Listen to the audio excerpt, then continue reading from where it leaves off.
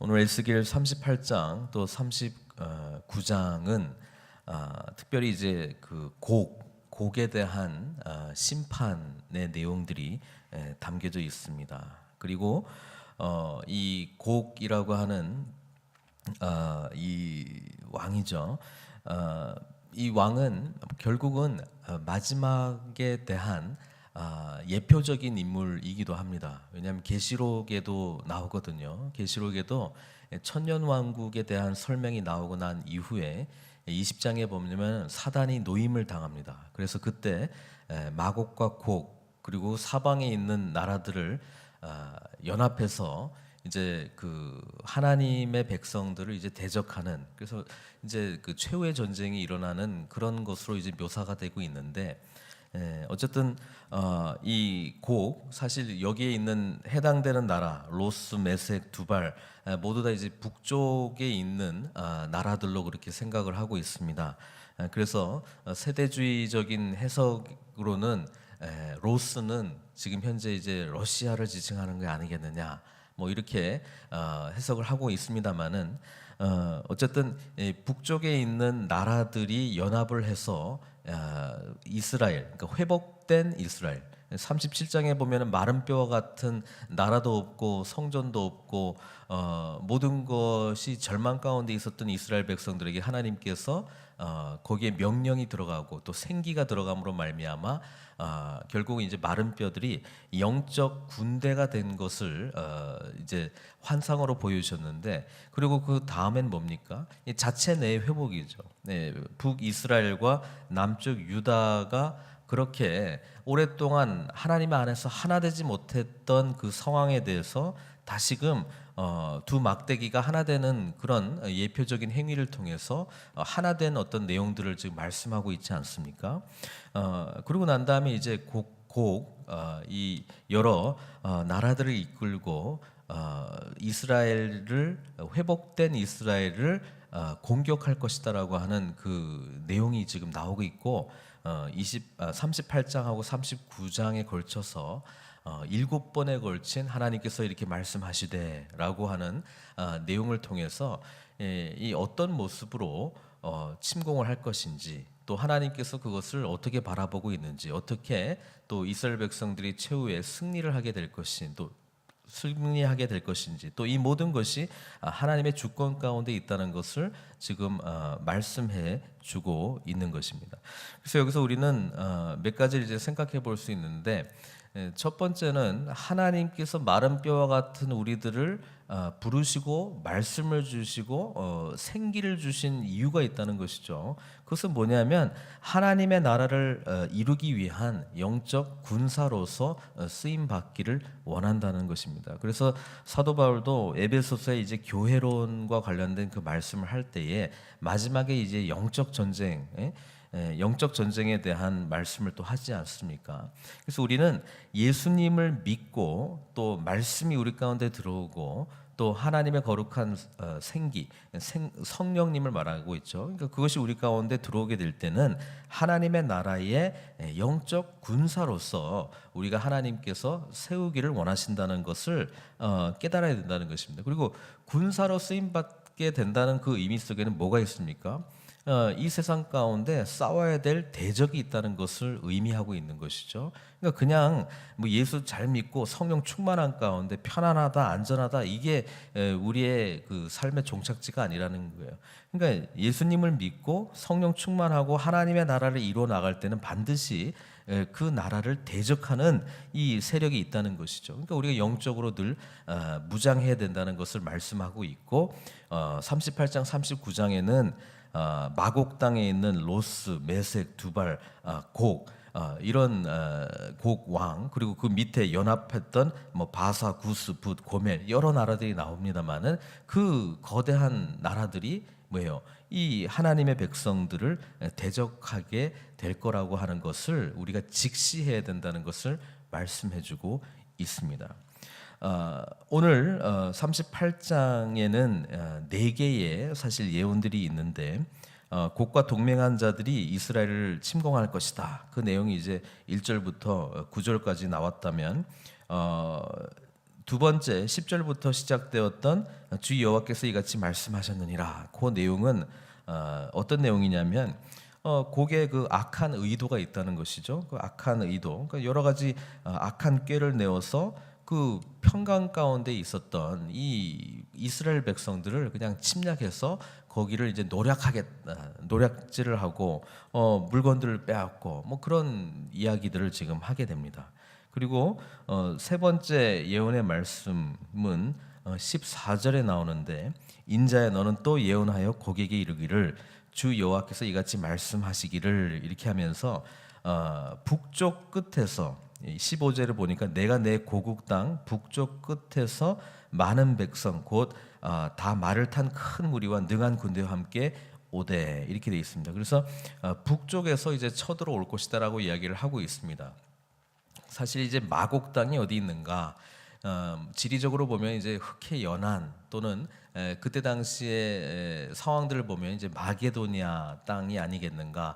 뭐 이렇게 생각을 하고 있습니다만은, 어쨌든 이스라엘이 거대한 나라들로부터 침공을 받을 때는 남쪽에 있는 애굽을 제외하고는 거의 북쪽 통로를 통해서 아수르도 쳐들어왔고 또 뭡니까? 바벨론도 쳐들어왔습니다. 그래서 그것에 대한 극대화된 마지막 날들의 이 마곡 또 로스 메섹 두발 왕 곡, 이 곡이 쳐들어올 거라고 하는 그런 예언의 말씀을 통해서 결국 하나님의 백성들에게는 최후의 이런 영적 전쟁이 우리에게 주어질 것이다라고 하는 그 예언의 말씀을 지금 하고 있는 것입니다. 그러나 우리가 알아야 될 것은 16절이죠.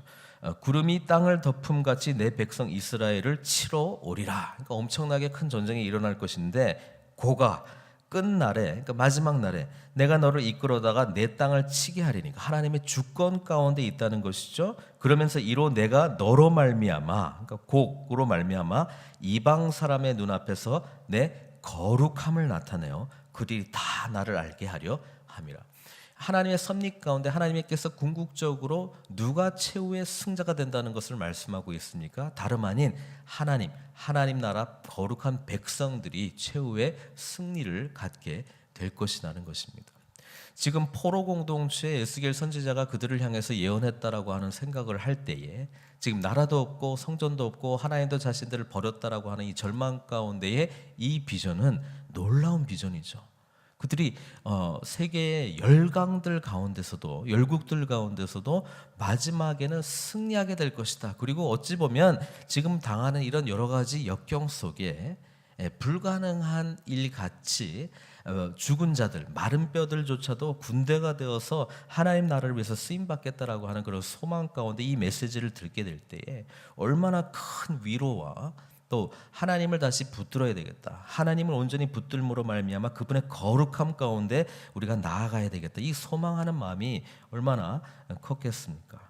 네 번째 17절부터 시작된 주 여호와께서 이같이 말씀하셨느니라, 이 내용부터는 이제 곡에 대한 하나님의 진노와 심판에 대한 구체적인 내용들이 나오고 있습니다. 18절에 그날의 곡이 이스라엘 땅을 치러 오면 내 노염이 내 얼굴에 나타나리라, 주 여호와의 말씀이니라.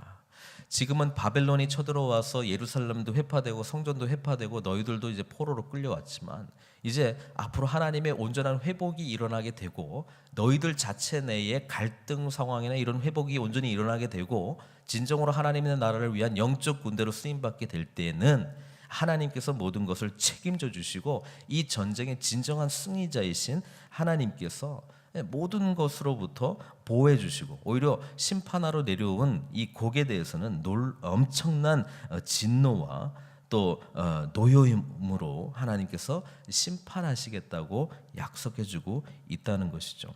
19절 20절은 그 심판에 대한 구체적인 내용이 마치 그 땅들이 진동하는 그런 지진, 어제도 그 일본에도 막 이렇게 지진이 막 임하고 그랬는데 그 지진, 그 다음에 21절에는 칼, 그렇죠? 이 자기 자체적으로 그냥 전쟁들이 일어나서 세력이 약화되는 그런 모습들. 그 다음에 22절에는 전염병, 피, 우박, 불, 유황. 구약의 예를 들자면 애굽이 마치 하나님의 그 재앙들이 내리면서 온전한 그 신들에 대한 또 하나님 백성들을 대적했던 나라에 완전한 심판이 이루어졌던 것처럼, 또 소돔과 고모라가 불과 유황으로 그 죄 가운데 완전히 심판당했던 것처럼 그런 온전한 완전한 심판이 하나님을 백성들을 대적하는 자들에게 반드시 일어날 것이다. 그러면서 23절에 궁극적으로 하나님께서 이 일들을 통해서 드러내시고자 하는 것이 무엇입니까? 이같이 내가 여러 나라들의 눈에 내 위대함과 하나님의 위대하심과 내 거룩함을 나타내어 나를 알게 하리니 내가 여호와인 줄을 그들이 알리라. 이 에스겔의 이 마곡 곡에 대한 이야기가 연결이 되어 있습니다. 계시록 20장을 쭉 읽어보시면 마곡과 곡, 또 그들이 사방에서, 여기서는 이제 북쪽에 있는 연합군들을 말하고 있는데 계시록은 이제 사방에서 연합군들을 모아가지고 하나님 백성의 세력들과 이 마지막 최후의 전쟁을 하게 되는 내용이 나오는데, 개념은 같습니다.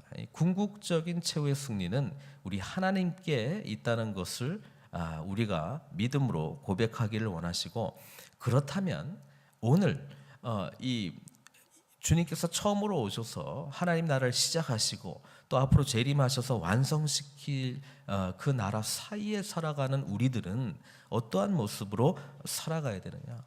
이 영적 전쟁 상황 가운데 있다는 거예요. 그걸 인식해야 되고 우리가 온전한 영적 무장을 해야 된다는 것을 말씀하고 있습니다.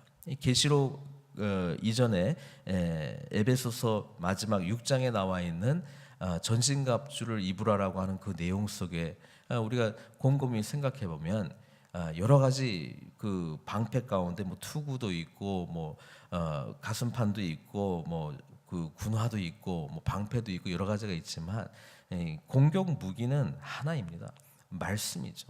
말씀, 성령의 검, 말씀의 검, 그 성령의 검을 우리가 받을 때에 우리는 대적하는 이 사단의 세력을 능히 물리칠 수 있다는 것입니다.